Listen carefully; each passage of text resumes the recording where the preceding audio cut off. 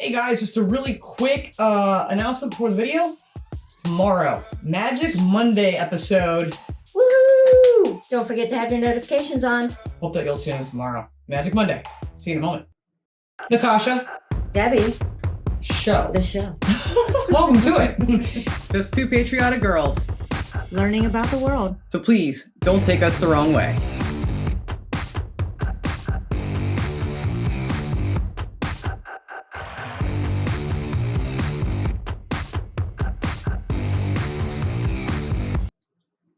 It's March 19th.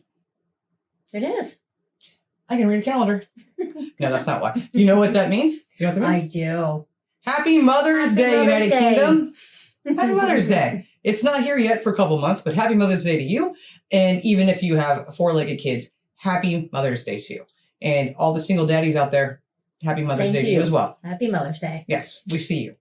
And it's also just 2 days before Debbie's birthday. Birthday week. Tomorrow, spring. Officially, And too. a couple days ago, I got a birthday card from Gabs here in the United States. Thank you so much. Thank you to our one American subscriber. Thank you. I really do appreciate It it. is a super cute card. We love doggies, as you know, so thank you. That was very sweet of you to send to Debbie. Today's video might be a little controversial. Yep. It's 7 Invasive Species America Unleashed on Britain. Ooh. But my question is this. Did we unleash them on you? Because we did a video last year, and we learned about the Grey Squirrel situation over there, which I'm sure that'll be one of the species. And how Right. that's become a problem with the red squirrels, which that sucks, because we think red squirrels are really cute. Yeah. But I did a deep dive and research on how they got there, and it was an Englishman that took them from here to there. Mm-hmm. So I'm wondering, and I don't know that this video will go into how they got, these things got, whatever they are, Right. over there. Who took them? I don't think it's us. Did we boat them over, or did you Come get them. grab them and take them over to? I'm going to say it's probably the latter more so, but I don't know. Maybe. I don't know. And who knows if this video will show us or not, but I'm very curious to know. So yeah, we want to dive into this one and see what did we give you, Mm-hmm. and also we didn't do it, so don't get mad at us. When these two? It wasn't us. When us? Even if it was American, it wasn't us. Not us two. So let's learn together, because I know there's things I'm not going to know on this list. I mean, I know Grey Squirrel's going to be on it because it's got Oh, to it be. has to be. So let's see, 6 instead of 7 invasive species. Right. That America maybe unleashed on Britain, or maybe Britain unleashed from America onto Britain. I don't know.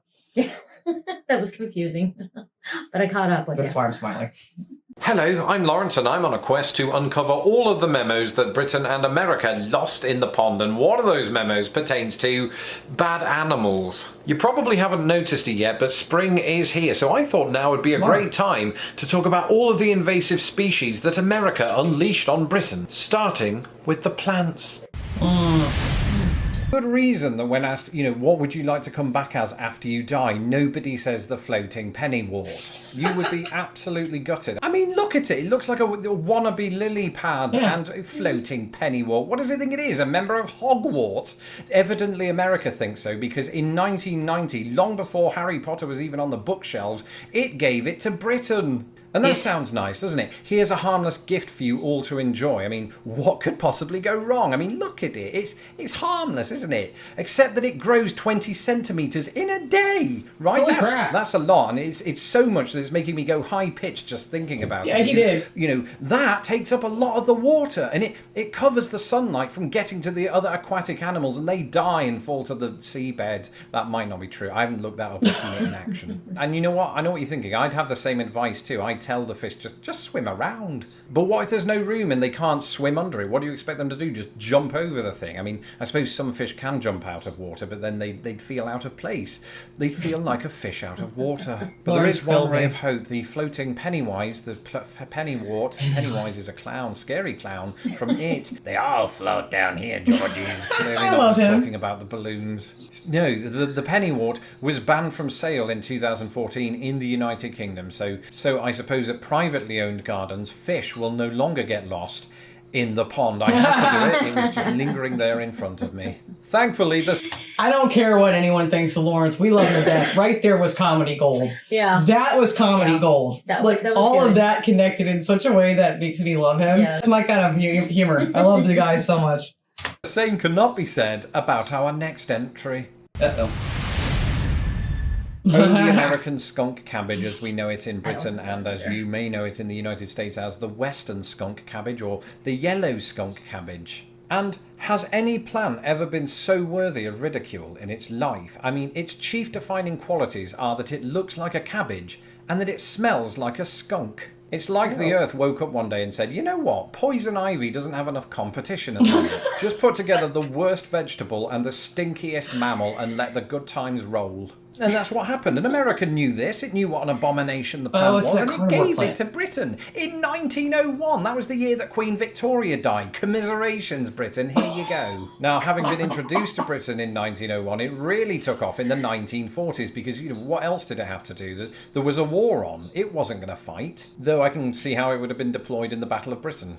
But since those days, it's taken to bombarding local British wetlands where it's, you know, outnumbering all of the other plant life and generally letting off some stinky farts. But while it's busy emitting, our next entry consumes.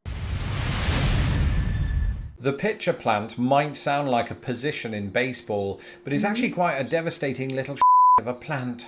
In Britain, they're threatening bog communities, which I don't spend a lot of time there myself, but I can imagine that those that do are really annoyed about this. Because what it's doing is, it's reducing cover of the native plant species, and that can have a profound impact on peat formation. I bet you never thought I'd be discussing that with you today. I read that on Wikipedia, to be fair. But they eat insects. This is a plant that eats insects. They're kind of like miniature versions of that plant in Little Shop of Horrors. And the insects are a miniature Steve Martin, but don't know how to play the banjo.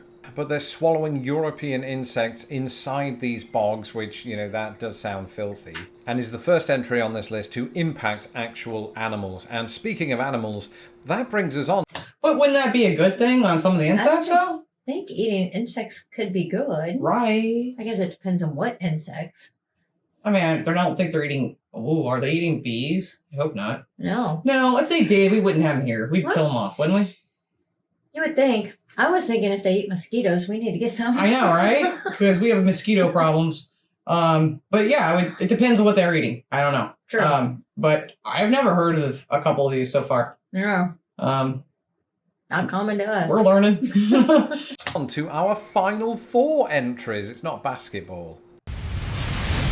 Oh, the American mink is absolutely adorable until you read about them, because they are very carnivorous and they eat rodents, fish, crustaceans, frogs and birds. They eat actual ducks. I mean, so do I, to be fair, but I don't eat them raw from the river. Either way, it doesn't matter if we're talking about parks in the United States or in Britain, because in 1929, at the start of the Great Depression, go figure, they arrived in Britain initially, you know, as part of fur farms, right? But then come the 1950s, after the war, because, you know, they're like the American skunk cabbage, they can just lie low and then breed. And they did, and they started breeding quite heavily from the 50s onward, you know, usually down to the fact that they'd been released on purpose by idiots, or they just escaped because they're quite wily. And as a nation, we're still paying reparations to the duck. They escaped? How many people were wearing mink coats, though? You know, that's my thing. I'm pretty sure in the UK, a lot of people were, too. And I don't like that. I mean, I know fur, bad. We're anti any of that. Exactly. No, not okay with that at all. That's surprising. I didn't know that that's something that came to you from here. Did not know. I didn't either. Did you? Community. And the duck community, as well as anything else that lives in the British rivers and lakes and streams, has to cohabit with this. What? We gave you the bullfrog? We gave you a bull. You didn't have the bullfrog? Wow. We gave that to you? That's hilarious. You're welcome. They're awesome. They make such lovely sounds. They're so nice and loud. They're loud. That's so funny to me. I'm sorry. I had no idea. No. First of all, I didn't know you didn't have it. Mm-hmm. And then I didn't know we gave it to you. Let us know if it's really a nuisance to you, and like if you know the sound, because you know that sound here. I mean, you hear it all the time. I have to live near the lake. Also, do you have tree frogs like we do? Just curious. All right, that's so funny. I had no idea. Has to cohabit with this. It's hilarious. Jeremiah was a bullfrog, and he became American when he went over to Britain. Because in Britain, the bullfrog, as you might know it here in the US, is known as the American bullfrog. So just to make it distinct from other bullfrogs in Britain, I don't know if we have any. Maybe we do. But they're very weird looking creatures, aren't They're they? I mean, cool. look at this one. It They're looks awesome. like a crocodile inside a centrifuge. Or the Gungan leader from the Phantom Menace. Or Andrew Lloyd Webber. And believe it or not, this amphibian is a very, very harmful invasive species. Oh, really? Not only does it prey night and day on prey, it carries disease as well, and other animals will catch that disease and die, mostly amphibians, and that's why there's been a decline since their introduction from the United States to Britain. American bullfrogs have been known in the UK to be people's pets, and those people, very irresponsibly, just like with American minks, have been letting them out deliberately, and that's just causing all manner of problems for the likes of, I don't know, toads, turtles. It's not clear what amphibians they are menacing, but it can't be good for those people. That's what I was wondering. They're animals, not people. Although people are animals, so it comes full circle. The circle of life. We could do a whole Lion King episode, but it would be pointless because we don't have lions roaming the streets of Britain Not yet. anymore. Something that is roaming the No, but I wonder how many of you have seen a bullfrog? Uh-huh. How many of you know the sound? I was hoping he'd put the sound in, Yeah. but doggone it, he did not. Because it's a pretty loud one. It is very loud. Yeah, like almost any body of water around here, especially where we live, lakes, you go fishing, you hear them constantly. Yes, absolutely you do. My mom used to yell at us as kids, don't touch the frogs, you're going to get hurt. Mm-hmm. streets of Britain. Is this streets? I don't think that's true. What? You guessed it, the signal crayfish. Who's heard of that? I hadn't until I started researching this video. Turns out the signal crayfish is resident usually to the Pacific Northwest and parts of Canada and also California too. So basically the west coast of North America. Okay, so there's different terminology for crayfish, and there's a bunch of different types of them. So in America, you have different, just like you guys do, we have different slang terms, different words for things, different dialect, whatever. But typically where we live, in most of the south of America, we say crawfish, which is a delicacy. You know, it's something people love to have, to eat. And now we don't have signal crayfish where we live, but they are monster-sized crayfish. Yes, they are much bigger. And taste like a lobster. Mm-hmm. So, I don't know how invasive this is, and I don't know if you guys eat them or not, but we do eat, I don't like saying crayfish, it's weird, because we say crawfish. Yeah. But he's being specific about that specific one, which is interesting. I did not know. And Europe, lots of Europe it looks like, because, and this is to speak to Britain, in 1975 America introduced it there. And like all of these, it started so innocently at first, right? They were shipped over there to be farmed for food. And then they escaped because, of course they did. They've got really scary claws. Yeah, they look like a and monster. just got out and started terrorizing or, you know, hurting the populations of other crayfish in Britain. I don't know much about the crayfish population in Britain, but I do know that it's dwindled since 1975. The worst outcome, though, was for the white-clawed crayfish, who was driven to extinction by this inconsiderate... How did it do that? Well, it was carrying, you know, the sort of crayfish version of the plague. And thankfully for it was immune to the plague. The same could not be said about the white-clawed crayfish, who subsequently stopped happening. And in this respect, and this respect alone, it bears a striking resemblance to our final entry. But do you eat them? That's my question. Let us know. Do you eat them? Again, more popularly known as crawfish here. Yes. But let us know.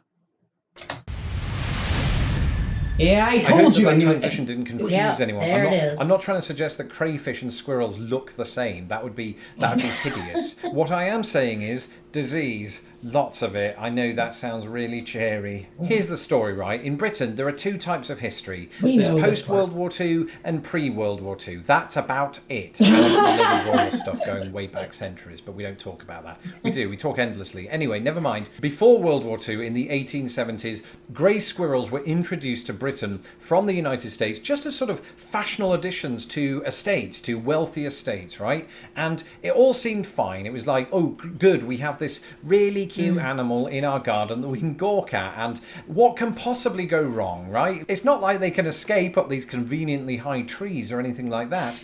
Except they did. And this was not good for another type of squirrel, chiefly I the know. red squirrel. Americans do. Okay. So we don't have the red squirrels here, obviously. Yeah, we don't. They are super cute. They are. And they are much smaller than the gray squirrel. We have a ridiculous amount of gray squirrels all over. We also have black squirrels and we have albino squirrels. And we have like a red squirrel, but looks reddish color, but is the same as the gray squirrel, just reddish color. Right. And all of those we have within a 15-minute drive of our house. I've only seen an albino or white one twice in my life, and it was where I grew up. Yeah. But yeah, it's insane the amount of gray squirrels we have here, even in our own backyard. Yeah. All day, every day. Ton of them. Tyson and Jazz loved chasing them. Again, we didn't do this. No. But we're sorry about that. The red squirrel. Americans, do you like how I say squirrel, by the way? Don't answer that. Basically, before World War II, red squirrels ruled the land, okay? They were even in charge of our government. It was like a Beatrix Potter book in Britain before then. Just don't fact check me on that. And they were everywhere. You'd find red squirrels in most quarters of Britain. In fact, the United Kingdom as a whole, if you include Ireland. And then from the 1940s onward, you saw a decrease in the red and an increase in the grey. And no, I'm not talking about 40s onward. You saw a decrease in the... All right. 1945 to 2010. So look on the left side here. Oh, wow. That's a pretty big decrease. So basically, Scotland has significantly still kept a good amount, right? They're like gone. It's just like all gray squirrels in England and Wales for the most part. That's actually quite shocking. I hadn't seen a map before. No. And that makes me sad. Now I know in Europe, other parts of Europe, they still have the red squirrel in abundance, I think. But okay, this was actually really shocking. I'm really thankful for this map. But yikes. Yeah, that's really surprising, sad and surprising Yeah. for the red squirrel. Well, I have hopes because I know King Charles is a big lover of the red squirrel. So I don't know much more other than that. But yeah, this is surprising. That is definitely. red and an increase in the grey, and no, I'm not talking about my bank account. And that's because, just like the signal crayfish, grey squirrels carry disease, and they're immune to it. Do you know who's not immune to it? I'll give you a clue, right? They're squirrels, and they're red. Red squirrels. That's why. You probably got that already. And not only do grey squirrels carry disease, they're also capable of carrying more food, so they survive better in the winter. And they're taking all of the food from the squirrels. It's really greedy, right? It's sort of like what my cat used to do to my other cat, just kick him out of the way when it was feeding time. So, you know, from the comfort of your bunker, when you look out of your window and you see a grey squirrel just throwing nuts down onto the ground, don't just think, oh, that's adorable. Have a little thought for those red little buggers across the pond. That's it for this episode. Thank you for tuning in. I had not heard of most of the plants. No. I'm not much of a plant person to begin with, so I did not know those, especially the ones that are in water, because, you know. Yeah. I'm not up on my water plants. The American, we don't call it that. The mink, essentially. That surprised me. I didn't know that. I really was the most surprising to me on this list was the bullfrog. Mm-hmm. That shocked me. I had no idea that A, you didn't have that, and like I said before, B, we gave it to you. Mm-hmm. But again, I would apologize, but I didn't do it. Nope, we didn't do it. Yeah, I thought it was still an interesting video. And I'm sure there's more things than this. I would think so. But at the same time, like, let us know. Are you familiar with most of these things? We don't know how invasive they are. Mm-hmm. But let us know what you're familiar with. And, you know, does it impact things that you see? Are you aware of the impact? Yes, besides the squirrels, because we obviously have seen that and heard that quite a bit already. Yeah, we don't need any more information since we've been doing this. On the squirrels. We've got a ton of information on the squirrels. I promise you we're aware of all that. The map thing was the shocking part for me. But we've done our research on the squirrels, and when we did a video last year, a lot of people commented on that. So anything but the squirrels we don't know about. Tell us about all the other species, the plants, the bullfrog, the crayfish. Yeah. How common are the bullfrogs? You see them all the time because he says invasive, but I wonder how so. Now, I know the gray squirrels, again, yes, we know they're everywhere. But bullfrog, crayfish. And again, I really want to know if you eat the crayfish. Because you should. Yeah. Because they're yummy. Definitely. They're yummy. I had fun with the video. I always like learning new things. And I have to do some more education now on some of these plants. I think a lot of the plants aren't anywhere where we live, and that's why we don't know them. Right. But still, that's interesting. But again, happy Mother's Day. Really do hope you guys have a great day.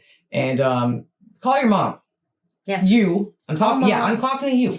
Call your mom. Take her to lunch. Go see mom. Yes. Yeah. Stop in and see her if you can. can. Get her a card, some flowers.